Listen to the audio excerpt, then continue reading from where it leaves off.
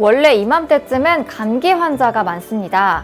매년 감기에 걸리는 환자의 수가 비슷하다고 가정할 경우 오는 3월에만 약 340만 명의 환자가 감기에 걸리게 됩니다.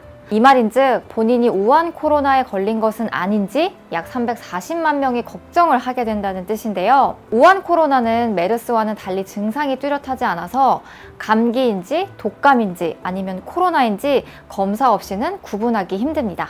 그렇다면 여러분들에게 갑자기 기침과 발열 등 호흡기 질환 증상들이 나타난다면 어떻게 대처해야 할까요? 질병관리본부에서 발표한 행동 수칙을 바탕으로 감기 걸렸을 때 가이드라인을 알려드리겠습니다. 발열이나 호흡기 증상이 나타나신 분들이라면 등교, 출근을 하지 말고 외출을 자제하셔야 합니다. 그리고 집에서 충분히 휴식하고 3, 4일 동안 경과를 관찰하셔야 합니다. 38도 이상 고열이 지속되거나 증상이 심해지면 1339 콜센터 혹은 보건소로 문의한 뒤 선별진료소를 우선 방문하고 진료를 받으셔야 합니다. 만약 호흡기 질환 증상이 나타났다면 이 수칙대로 행동하시면 됩니다. 그런데 이 수칙을 보고 좀 몇 가지 궁금증이 생기셨다 하는 분들이 있으실 것 같은데요. 저희가 몇 가지 내용을 좀 더 정리해 봤습니다. 첫 번째, 집에서 3, 4일 동안 경과를 지켜볼 때 약을 먹어야 할까요? 이에 대한 의견은 두 가지였습니다. 해열제를 복용해서 열을 떨어뜨리기 때문에 위험한 사인을 감지하지 못할 수 있다. 따라서 약을 복용해서는 안 된다. 두 번째는 약을 복용하지 않을 경우 환자가 괴로울 수 있고 기침이나 가래로 분비될 수 있는 그런 분비물들 때문에 더 위험할 수 있다. 따라서 약을 복용해야 된다라는 두 가지 의견이 있었습니다. 이에 대해 강남세브란스 호흡기 알레르기내과 박혜정 교수는 이렇게 답했습니다. 증상이 심하지 않다면 약을 복용하지 않고 집에서 휴식을 취한다. 증상이 심하다면 해열제가 포함되지 않는 감기약을 복용해 볼 수 있다.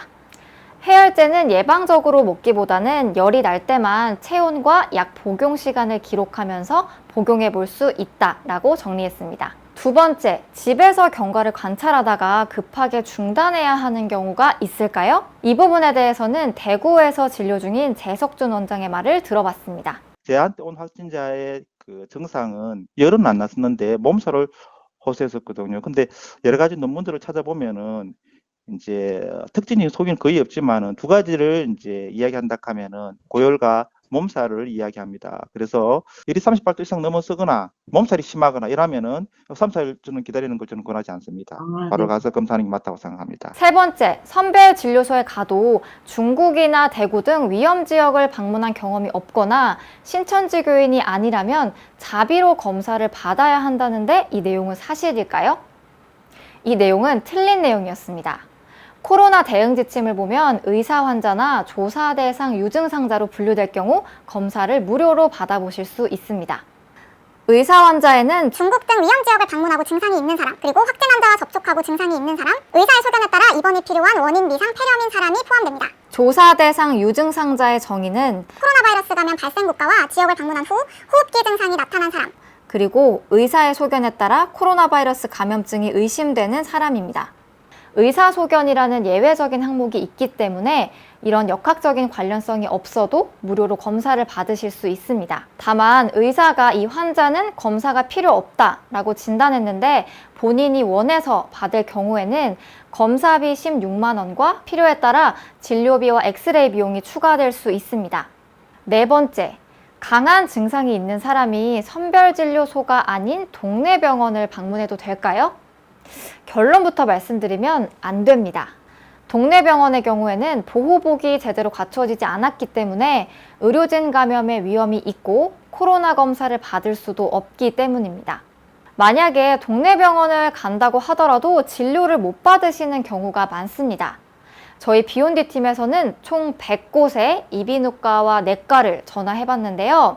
38도 이상의 고열이 나는 환자를 진료한다는 곳은 32%, 진료하지 않는다라고 답변한 곳은 무려 68%였습니다. 다섯 번째, 전화진료 이용 가능할까요? 정부에서는 지난 24일 한시적으로 전화진료를 허용한다는 내용을 발표했습니다. 그런데 저희 비욘디 팀이 조사해본 결과 빅5 병원에서는 전화 진료가 안 되거나 아니면 대구, 경북 환자에 한해서만 진행하고 있다라는 답변을 받았습니다. 또한 저희가 직접 전국 각지의 병원 100곳을 문의해 본 결과 84%의 병원은 전화 진료가 불가하다고 답변했습니다. 이렇게 유증상자 행동수칙을 정리해봤습니다. 경미한 증상이라면 지나치게 걱정하지 마시되 선별진료소나 보건소를 방문하실 경우에는 대중교통을 이용하기보다는 자차를 이용하고 꼭 마스크를 착용해 주시길 바랍니다. 배운디 보시고 즐거웠으면 좋아요, 그리고 구독. 미안해요. 배운디 보시고 즐거우셨으면 구독과 좋아요 눌러주세요. 혜근 씨, 박자가 맞아야죠. 아니야, 괜찮아. 이 정도. 아니. 편집해서 쓸게. 됐어. 이 정도 됐어.